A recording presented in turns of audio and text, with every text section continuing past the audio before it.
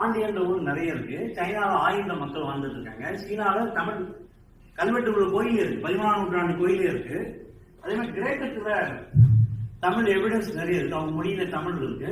அது இல்லாம அங்க வானவியில தமிழ் இருக்கு. அது இல்லாம கிரேக்கத்துல கிமு 12ஆம் நூற்றாண்டு, அதாவது சாலமனுக்கு முந்தையே பாண்டியன் 1 என்ற அரசான் இருக்கான், பாண்டியன் 2 அரசான் இருக்கான், கவுண்டியா பல்லாஸ் இருக்காங்க. அது இல்லாம மினோவான் ஒரு டைனஸ்டி, மீனவான் மாதிரி மினோவான் டைனஸ்டியில திரிமிலைன்ற ஒளி அந்த நேரம் திறமைதான்றாங்க.